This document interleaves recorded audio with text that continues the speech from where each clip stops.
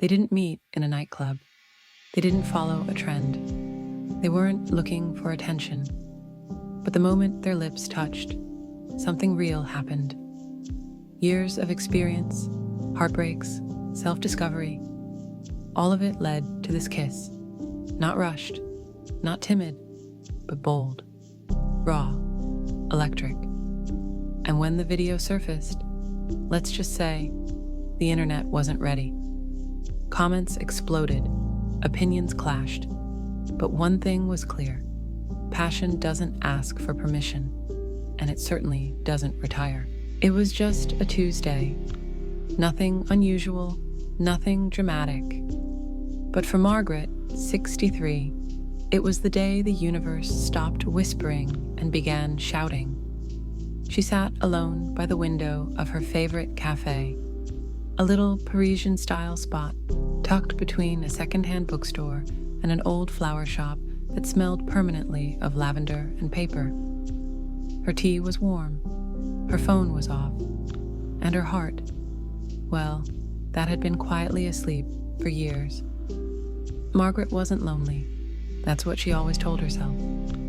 After a late divorce and a life spent raising 2 children alone, she had learned to savor solitude like fine wine. But even fine wine turned sour after too many years sealed away. Across the room, Helen entered.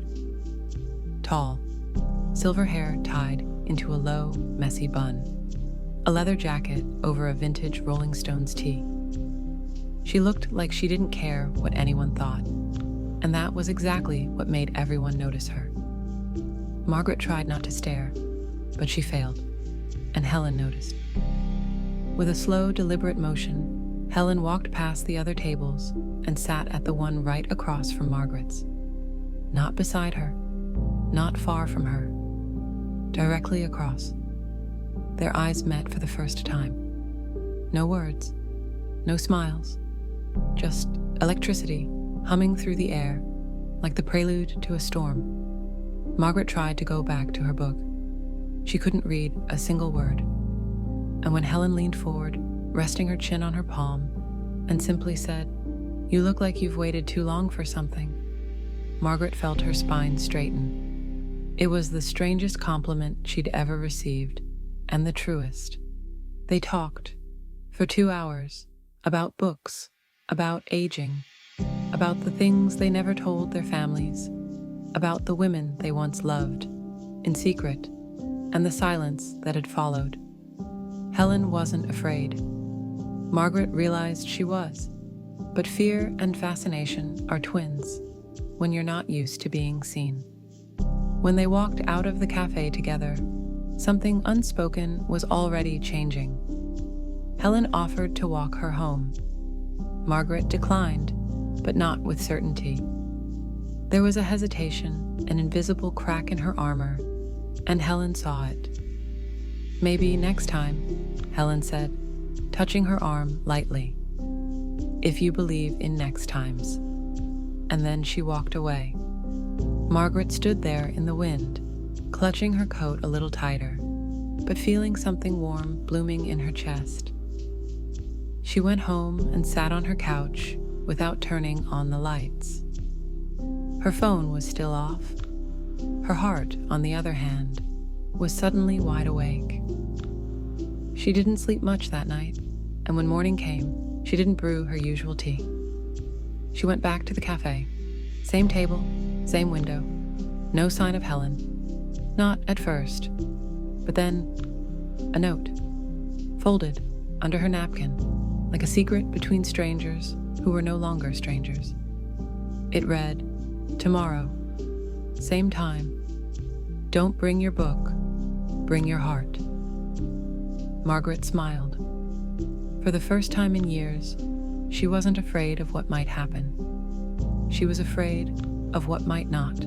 Margaret arrived early. Too early. She hadn't brought her book, just as the note asked, and without it, she felt exposed, vulnerable, as if she'd left behind the one thing that always made her seem busy enough not to be lonely. She ordered the same tea, same table, same window. but nothing else felt familiar. It wasn't the cafe that had changed. It was her. 10 minutes passed, then 15. She began to worry. What if the note wasn't really from her? What if it was a joke? What if this entire moment was just a mistake? But then, through the pane of glass, fogged slightly from the rain outside, she saw that familiar silhouette. Helen didn't rush. She walked like time obeyed her, like gravity bent a little in her presence. She wore a simple black coat, open just enough to show a navy blouse that matched the tone of her eyes. Eyes that locked onto Margaret with a quiet certainty that said, "I meant every word of that note." Helen sat down, wordless at first. There was no small talk, just a calm kind of tension, like they were both standing on the edge of something invisible but vast. "I see you followed instructions," Helen said with a playful smirk. Margaret returned the smile. "Couldn't risk bringing the book. I heard the author was terribly distracting." Helen laughed. It was deep and real, the kind of laugh that didn't come from the throat, but the ribs. They talked again, for longer this time. The conversation stretched past childhoods and marriages, into regrets, into fantasies, into the in-betweens no one talks about after a certain age. Helen, it turned out, had never married. She'd lived in Amsterdam, in Kyoto, in Montreal. She had fallen in love twice, both times with women who couldn't stay. One had children, the other had fear. Margaret listened closely, her fingers wrapped around the ceramic mug, the tea long gone cold. And then Helen said something that made her pulse skip. "I think women like us, we don't fall in love. We awaken into it. Slowly. Like dawn." Margaret swallowed hard. Not because she disagreed, but because it felt too true. Helen reached across the table and gently took Margaret's hand. It was such a small gesture. No fireworks, no theatrics. But for Margaret, it was seismic. Nobody had held her hand like that in decades. Not like it meant something. Not like it asked permission without saying a word. And that's when it happened. The first kiss. Right there in the cafe. No warning. No build-up. Just two older women leaning across a weathered table, closing the inches between them and allowing themselves, just for a moment, to stop editing their lives. Their lips met softly. No rush. It wasn't hungry. It was honest. It said, "I see you. I respect your silence, but I want to hear your truth." Nobody clapped. No one filmed. It wasn't for show. It was for them. But someone did notice. A teenage girl at a nearby table, holding a phone that accidentally caught a brief glimpse of that kiss in a background shot. She uploaded it with a simple caption, "The most beautiful thing I've seen all week." And just like that, the internet would soon explode. But neither woman knew it yet. They were still lost in that kiss. The kind you only get when you stop pretending you're too old for a new beginning. The kiss lasted only seconds. But in the hours that followed, those seconds began to echo far beyond the walls of the cafe. Margaret went home that afternoon floating. Not because it was perfect, not because it was romantic, but because it was real. She didn't overthink it. For once, she didn't rush to assign meaning. She just felt full, alive. Helen hadn't made any promises, no declarations of love, no plans for the future. Just a gentle smile before she left, saying softly, "Let's not call this anything yet. Let's just keep showing up. Margaret agreed, and that night she slept with the kind of calm she hadn't felt in years. But elsewhere, a storm was brewing. Across the country, across several countries, actually, the video that the teenage girl had posted began to spread. Not because of the quality, not because of clickbait, but because something in the clip was different. There were no filters, no flashy music, no curated aesthetics, just two older women in their 60s in love, or at least at the very beginning of something tender, kissing in public without shame, without fear. The comments section lit up like a fire in a dry forest. This made me cry. My grandma never got to live her truth. I didn't know I needed this kind of representation until now. Who are they? Does anyone know them? This is so raw and beautiful. This gives me hope for when I'm older. Can someone please find them? I want to thank them. Within 24 hours, the video had 1.2 million views. By the end of the week, it was at 6 million, then 10. People began dissecting the clip, frame by frame. Bloggers wrote essays. Queer influencers stitched it with reactions, sharing stories of their own grandparents who never got the chance to be seen. News outlets picked it up. A headline read, "The Kiss That Changed the Narrative on Aging and Love." And still, Margaret had no idea. She lived simply. She didn't check social media. Her daughter had set up a Facebook for her, but she rarely touched it. It was Helen who found out first. A friend from Montreal sent her a link. She watched the clip in disbelief. It wasn't invasive. The angle was distant, the faces blurred by lighting and shadows, but it was unmistakably them. Helen stared at her phone for a long time. Then she laughed, and then she panicked. Would Margaret be okay with this? Was this the kind of attention she'd want? Helen sent a message. "We're famous for 12 seconds of truth. Can I come over?" Margaret replied excitedly. "Doors open, but you better explain yourself." When Helen arrived, Margaret was already holding a glass of wine for her. "No book this time either," Helen teased. "Just questions," Margaret replied. "So, what exactly is going on?" Helen showed her the video, the comments, the headlines, the trending hashtags, her older and in love, her kiss without permission, her age is not. The end. Margaret stared in silence.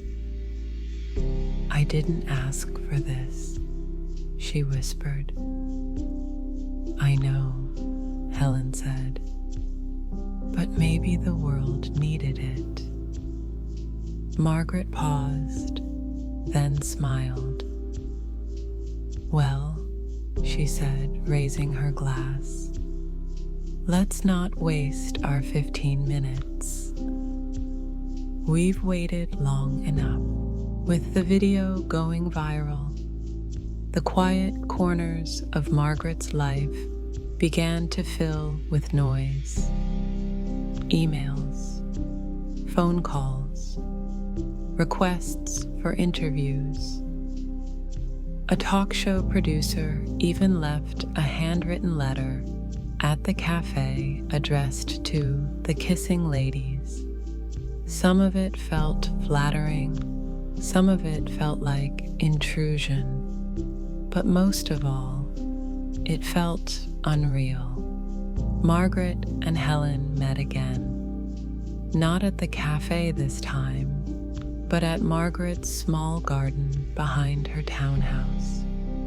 Surrounded by jasmine, sun-warmed bricks, and an old bench that creaked with every memory, they sat with their knees almost touching. Helen had brought pastries. Margaret had made tea. The mood was gentle until Helen took out her phone.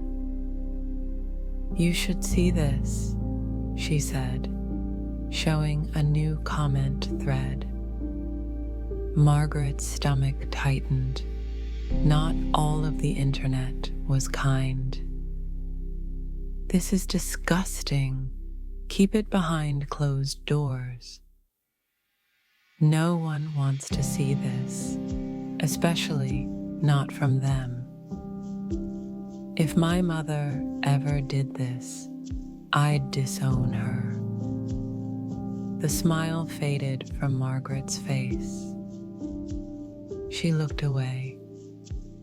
I knew it wouldn't last. Helen stayed calm. The kindness outweighs the hate. Don't forget that. "But why do they care so much?" Margaret asked. "Why are they so afraid of something so simple?" Helen thought for a moment, then answered softly. "Because they think love is supposed to be packaged in youth, that once you get rings, you're no longer worthy of being seen, let alone desired." Margaret nodded slowly. She had felt invisible for years, like the world had quietly erased her name from the list of people who could still experience magic. But now people were looking, some with admiration, some with fury, but looking, and that visibility was both terrifying and liberating. Helen reached out, brushing a strand of gray hair from Margaret's cheek. "You don't owe them silence. You owe yourself freedom." Margaret held her hand. Then, unexpectedly, Helen said, "I got an email from a filmmaker in Sweden. She wants to do a short documentary." Margaret blinked. "About us?"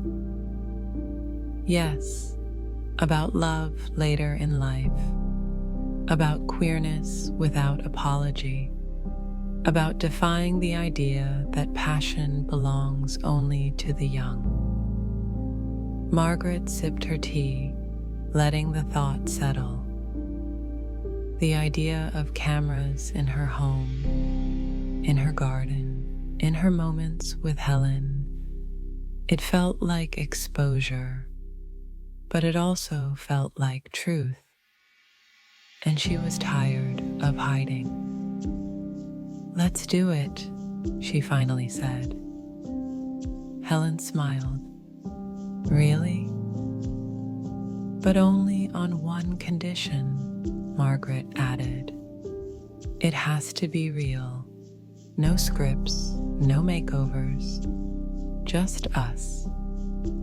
Our wrinkles, our tea, our truths." Helen leaned in. "I wouldn't do it any other way." That evening, they sat in the garden as the sun slipped behind the rooftops, their fingers intertwined. No camera, no audience, no performance. Just two women who had found each other after decades of silence, and who, for the first time, were daring to speak. The documentary team arrived 3 weeks later, 2 women and 1 quiet cameraman, all respectful, all queer, and all deeply moved to meet the couple who didn't mean to go viral. They called the project Still Burning, a nod to a comment someone left under the video. Even after all those years, the fire's still burning. The filming wasn't glamorous, no fancy sets, no retakes, just honest conversations at kitchen tables, morning walks through the neighborhood, and evenings in the garden where the wind moved through jasmine like it knew their story. Helen opened up easily.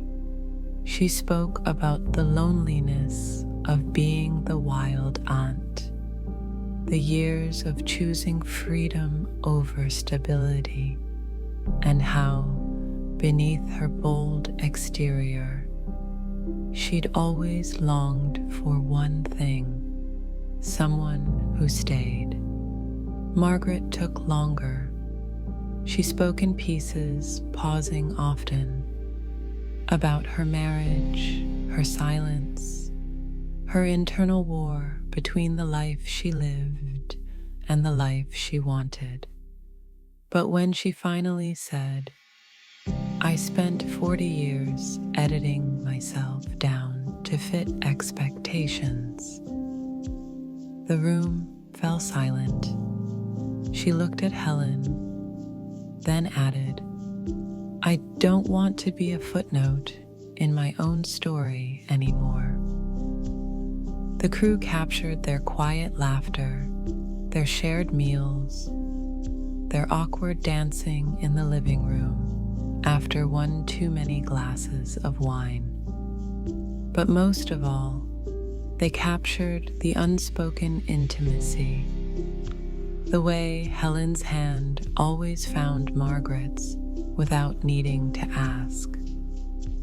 The way Margaret looked at Helen like she was the answer to a question she didn't know she'd been asking her whole life. When the trailer dropped, it went viral instantly, not because of spectacle, but because people recognized something they weren't used to seeing. Older women, in love, unapologetically. Comment sections turned into confessional booths. "I'm 55. I've been hiding for decades. Thank you for reminding me it's not too late. My mom cried watching this. She said it felt like someone finally spoke her language. This isn't just a love story. It's a map." But not everyone celebrated. Margaret's son called. He'd seen the trailer. He sounded tense. "You couldn't have told me first?" he asked. "I had to find out through a viral clip." Margaret took a breath. "I didn't plan any of this." "But you're really with her?" "Yes." A long pause, then quietly, "I'm not angry, Mom. I'm just surprised. I guess I thought I knew everything about you." Margaret's voice trembled. "I thought I knew everything about me too." They hung up after a while, no shouting, no closure, but the first crack of something new. Not rejection, just rearrangement.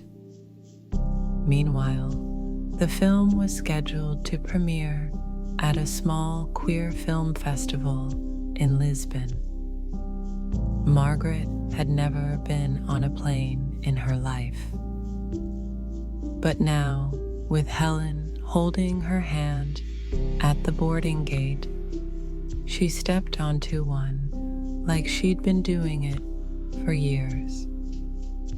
When the lights dimmed and the opening scene played, the first kiss slowed down and set to a soft piano score. The entire theater fell silent. By the time the credits rolled, people were sobbing. Helen looked at Margaret and whispered, "Do you regret any of it?"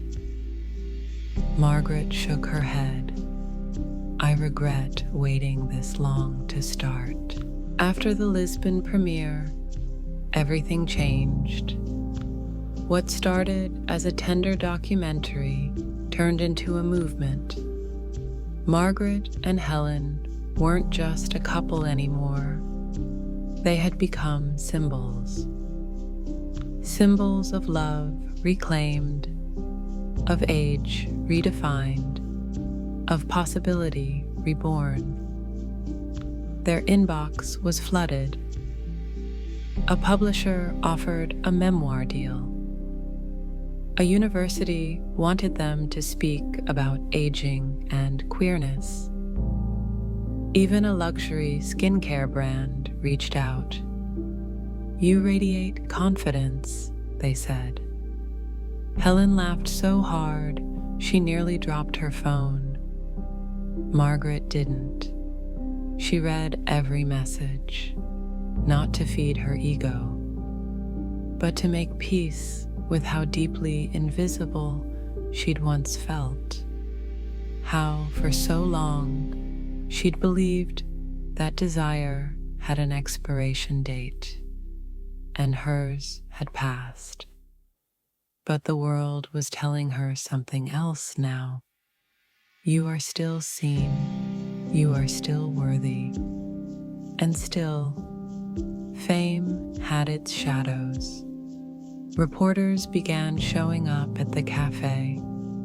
A gossip magazine ran an article calling their kiss a staged stunt for attention. Margaret's ex-husband even sent a cryptic email hinting at how embarrassing this public spectacle must be for their grown children. But none of it stuck.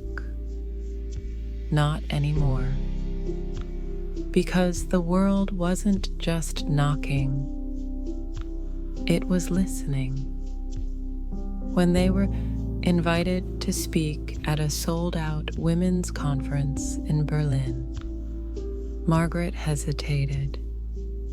"I've never spoken on a stage before," she said. "You've been silent for 63 years, Helen answered. "You're more than qualified." They went, and when Margaret walked onto that stage, the applause was thunderous, not because of who she was, but because of what she represented. She didn't try to be eloquent. She didn't recite quotes. She just told her story, plainly, gently, truthfully.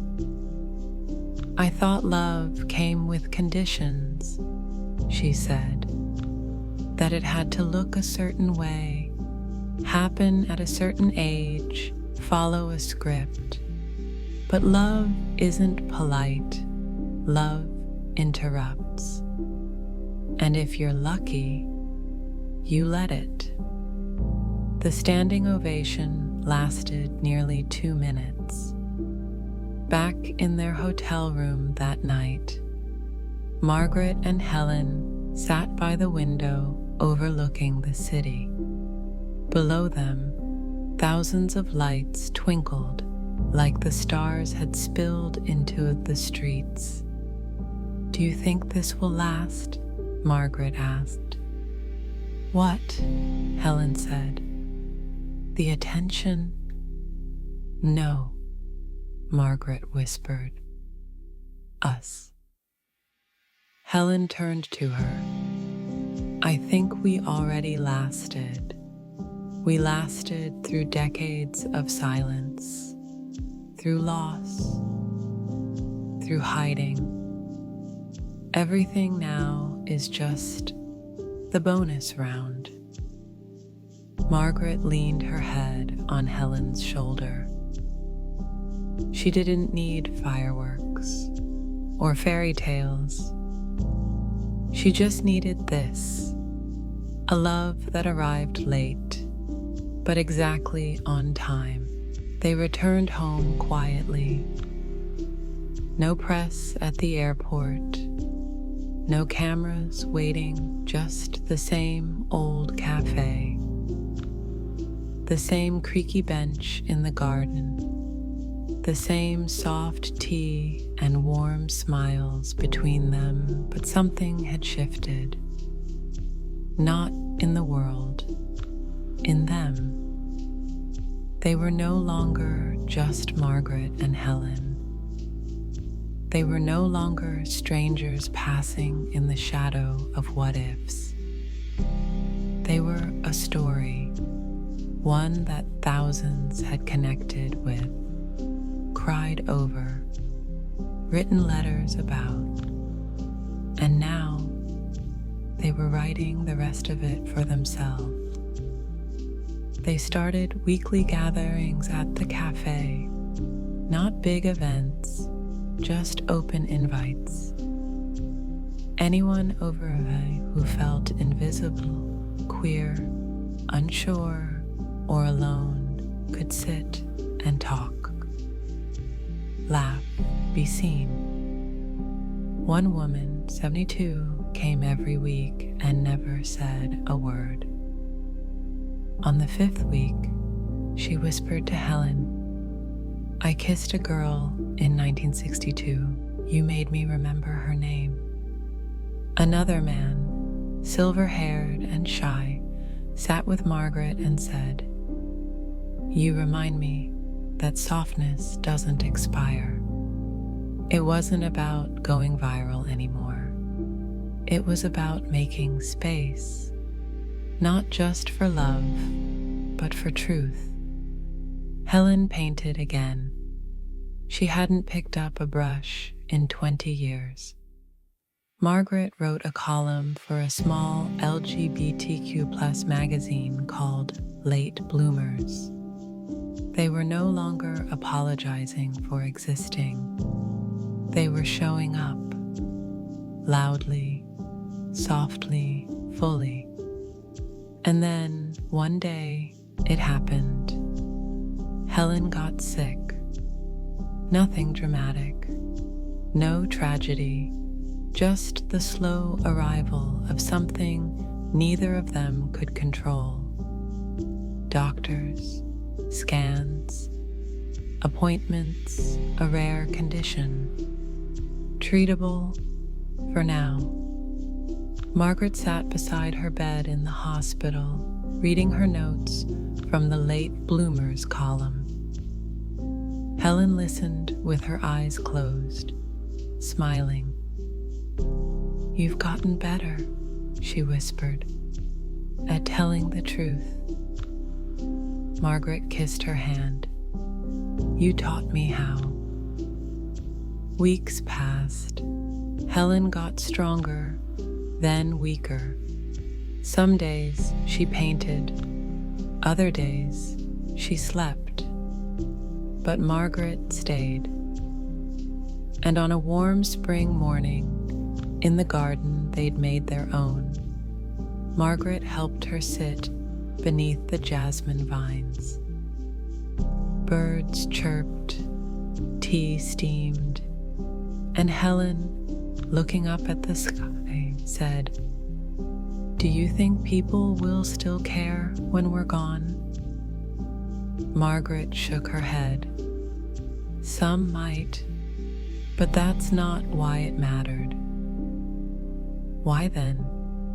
Because we cared enough to stop hiding, enough to kiss each other in public, enough to show the world that we never stopped deserving love. Helen leaned in. They kissed, just as they had that first day, not with performance, but with peace. And though no one was filming this time, somehow it still felt eternal. Love doesn't have an expiration date. It just waits for courage. If this story moved you, share it. Comment your thoughts and let someone know it's never too late to be seen, because sometimes the quietest kisses make the loudest impact.